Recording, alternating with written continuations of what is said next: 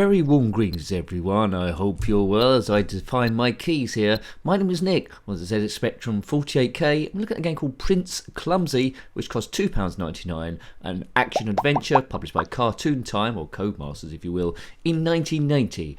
It consists of about 90 screens, so hopefully I'll see about some of them. Also come out on the Commodore 64. You control this swashbuckling, clumsy hero who must rescue a princess, and he does so by collecting keys and getting through various portcullises. So here we go. Dodgy gameplay, nincompoop Chad.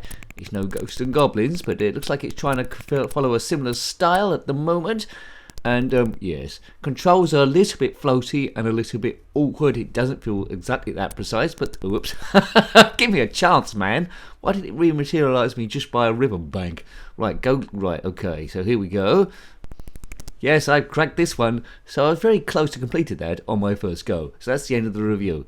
Not really, we continue on. I played them for about 10 minutes to see how we get on. Dodgy gameplay, nincompoop Chad. We're having a laugh, we're reliving memories, and trying to get an idea if we would have had this game back in the day, would it have been any good. So strength is in the middle there, comprising all those food. And not going to last long if I keep landing on spikes. Food gradually going down. So Attack Attack had the chicken going down. This one's got that collection of groceries going down. Keys collected, none. And seem to be dying extremely quickly. The obstacles to jump over, it says here, which include poison and super glue. Okay, so the big two. And I think I've just landed in some sort of glue and I'm stuck there for a little while. I think the strategy must be to not hang around and move as quickly as you can. So here we go this way. Don't know if I'm going the right way. Please subscribe if you haven't already. That helps us continue. There's a key up there, so that's a good start. God, I've started moving slow now. What could that be? It must be something to do with poison. If you currently had poison or stuck in super glue and going really slow, then comment in the comment section below. And I'm going through the goes super duper ooper fast. Animation is, well, it's clever-ish, but it's a bit jittery to control. It's a tough one to live with this, so it's going to need a lot of practice, but you have to remind yourself it only costs £2.99. Let's have a bit of fun with it. So it's pocket money, essentially, more than the £1.99 range. Prince Clumsy, as I say, looks like he's influenced by Sir Arthur from Ghosts and Goblins, but he's not quite as nimble. And there's a portcullis, and that's what we need to get through with that key that I saw you early on. Drop down there. Don't drop onto the spikes below. It's a spikes job. This way, right. Oops. I should have jumped over that ball and chain as well. So the things to avoid are poison, super glue, not just in the game but in real life, and the ball and chain. Yes, do your own jokes there. Cartoon Time, 1990. So it's quite near the end of the ZX Spectrum's run, so I don't know why you would be buying this. Because you would have gone on to 16-bit stuff like the Amiga and the Sega Mega Drive and all those sort of things. Right, go. 90 screens, so it's there to be conquered. This isn't a walkthrough, no way. If you want to see other ZX Spectrum games reviewed or had a look at from a first go point of view, a kid's point of view, around a friend's house if you just got it off the shelf from Woolworths or something, there's a playlist. I'm through. There's a playlist.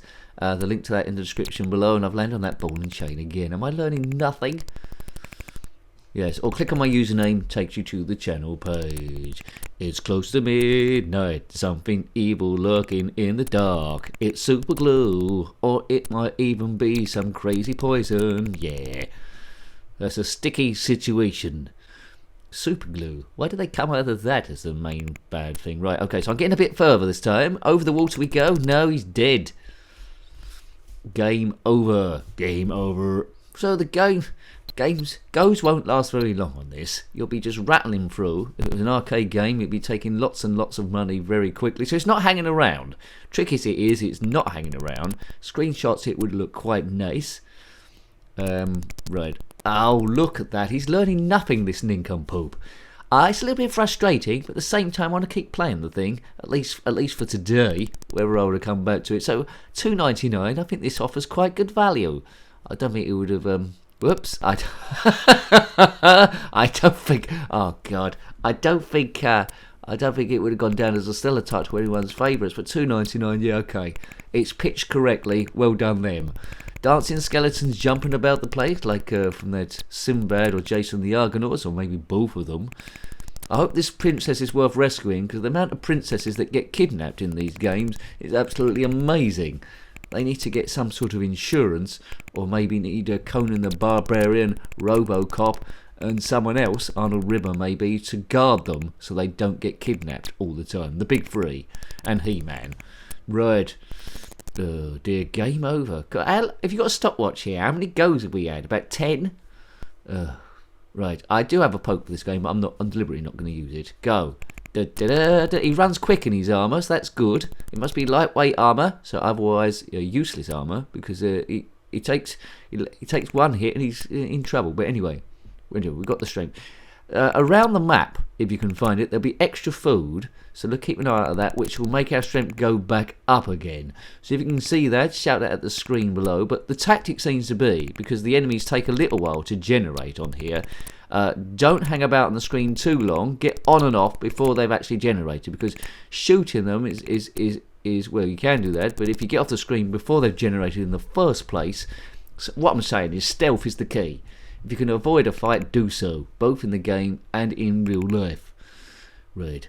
Prince Clumsy. What chance has he got with a name like that? He's named correctly, because the controls are weird. Odd jumping. But you seem to have... Oh, no! His armour might as well be very loose-fitting bubble wrap. That's all I'm saying. If you are currently wearing loose-fitting bubble wrap, then comment below. I'm through. Jump over that. Right, good. Keep jumping, keep moving, don't hang around. Nice tree, can't get up there. Keep going, what's that? 700 points, thank you very much.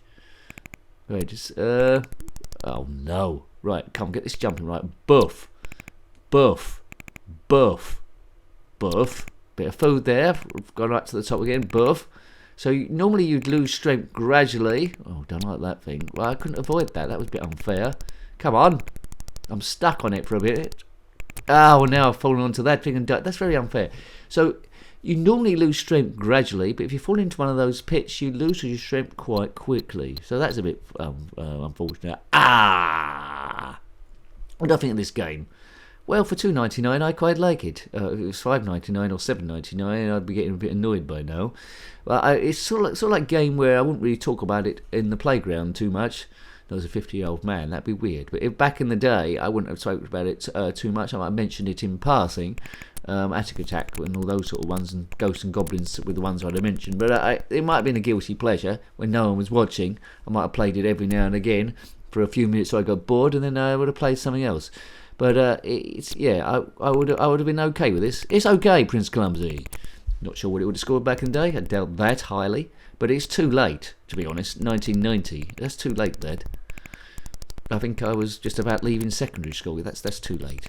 Right. Here he goes. Very sprightly for a man in armour. I don't know if you've ever tried running in a suit of armour or jumping around. I don't think I'd ever leave the ground. There was a guy that ran the London Marathon once in a suit of armour. I think in the 1985 London Marathon. I don't think he finished till 2062. That might be a lie, because 2062 hasn't happened yet, but I exaggerate. If you are currently running the London Marathon from a year long past in a suit of armour, then comment in the comment section below. I don't know why he's going so slow now. Looking at this man, I wouldn't mind him being in some sort of a hypersports event, or with medieval sports. Now that game doesn't exist, does it? Why can't someone do a decathlon event or a medieval like sports event, multi-sports, where the bloke's all in armour the whole time? We could call Sir Arthur's Super Duper Ooper Nincompoop Decathlon. Code that, someone. But I think from memory, there's only one homebrew that had like multiple sports events, and I really liked it. It was written in BASIC as well, and it performed quite well. So people can hack into that, have a look at the program, see how they did it, and try and do their sort of like versions of it. But I was surprised I only seen one. I can't quite remember what it's called now. But someone will put it in the comments section. But we have reviewed that previous. It might be from a Spanish outfit. Once again, my memory's going a bit like fingerprints on an abandoned handrail, as Bob Mortimer once poetically said. Okay, one of my heroes of mine, Bob Mortimer. He's got a very abstract mind, and that I quite dig it. Can you dig it? Oh yeah. Right, over that. Yes, that's a gravedigger's favourite song. Can you dig it? They don't sing it very often while they're doing their work. If you are a gravedigger currently watching this, digging a grave, then what music are you currently listening to? Is it can you dig it, oh yeah, or other sort of things? Yes. Buff is going forward. There, yes, so show some of the older videos some love. We keep going. I think gradually we're going to head towards 1,500 ZX Spectrum games reviews. Still a little way off yet at time of recording, but I never would have thought that would have happened when I first started. Of course, when I first started, all those years ago, I just thought, oh, I'm going to make millions of pounds. I'm going to get billions of views. But that didn't happen. But it did serve as a stress bus situation, and that's why it keeps going. Because other people, they come and go. But it's beating your stress and your recovery and you're back out into the outside world. Consider this a rehab. Not everyone wants to go to this particular rehab. They try to make me go to rehab, and I said no and no and no, nincompoop. Yeah. Right, so this will be my last go, and then we'll get off here. I don't know. Oh, look at that. Jumped over there. He's dead, and it's game over again. Well, for what it's worth, it's priced right, and that's what basically saves it. It's quite addictive. It's frustrating at the same time. If you've got a bit of patience with the thing, you can get through. I got through one portcolour, so fair enough. There is hope. So, worth checking out, but don't spend £1 million on it. So, hope to have a look at that one. Acceptable. Prince Clumsy, published by Cartoon Time 1990, owned by Codemasters, I think. There. So, you've got any comments about this game, similar games, anything retro ZX Spectrum, then put that in the comment section below. I love reading what you think about these games. Until next time, as usual, take great care of yourself, often forgotten, and a very fond goodbye. Goodbye. It's close to midnight, something evil lurking in the dark. It's super glue, or it might even be some crazy poison. Yeah, that's a sticky situation.